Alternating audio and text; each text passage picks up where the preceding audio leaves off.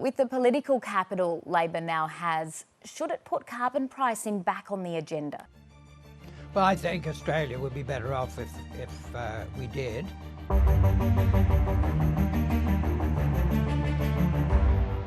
Welcome to The Business. What are the policy possibilities of a majority government the size of which Labor has secured?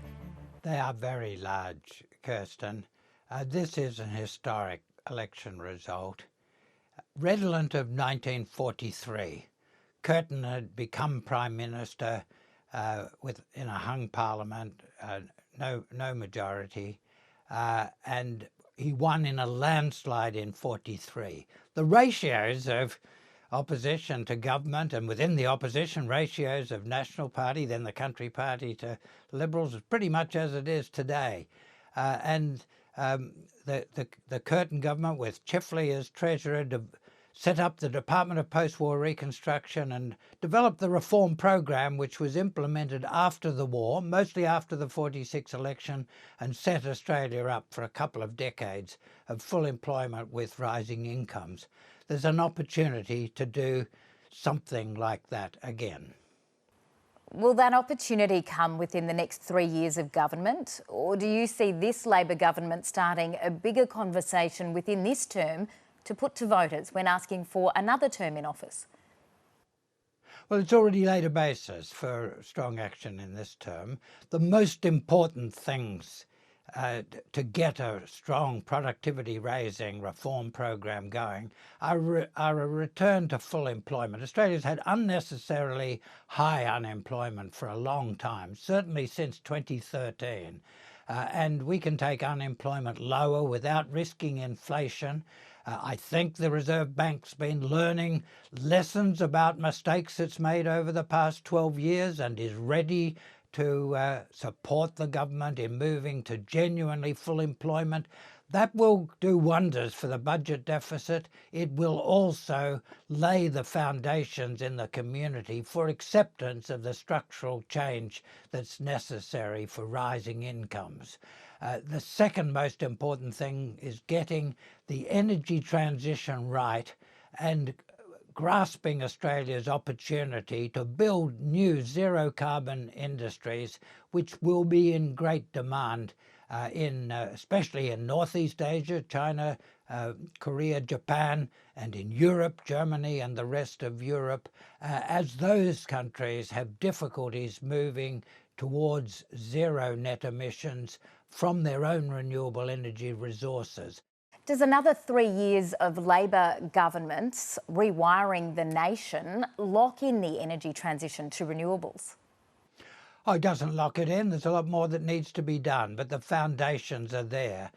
Most importantly, in the last term, the government set up a number of important inquiries that will reach fruition over the next 6 months and provide carefully worked out agendas for reform and raising productivity through more effective use of our zero carbon opportunity. It set up the review of the design of the NEM, headed by the economist who's expert in energy issues, Tim Nelson, and a very good team with him. It set up several references to the Productivity Commission, asking for advice on how to renew dynamism in the Australian economy, how to make use of our zero carbon opportunity through a smooth transition to zero net emissions. The work being done privately by the Superpower Institute, of which I'm a director, Rod Sims as chairman, will be coming out with major reports. There'll be carefully worked out possibilities for moving Australia towards a prosperous zero carbon future. The government has set up the foundations, and I think that the reports coming in the year ahead will help it in defining a program to take us to resumption of productivity growth into the long-term future. Is the government's plan to subsidise home batteries going to help or hinder that transition in terms of grid-scale energy storage?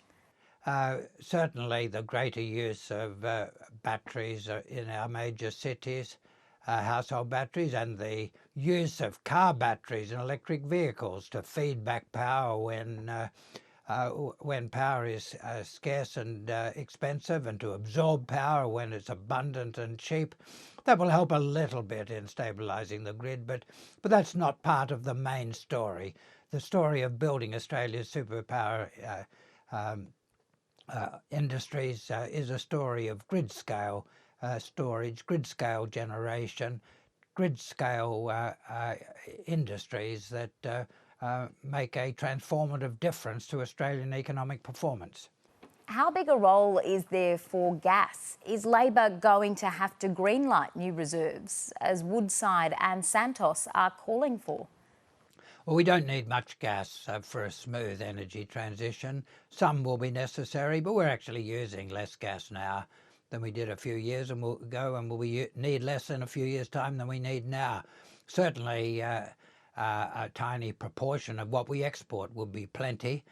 The government's gas reservation policies in the last parliament could be implemented more effectively to make gas cheaper in the Australian market. The fact that the opposition pushed strongly on a stronger variation on that theme leads the way there.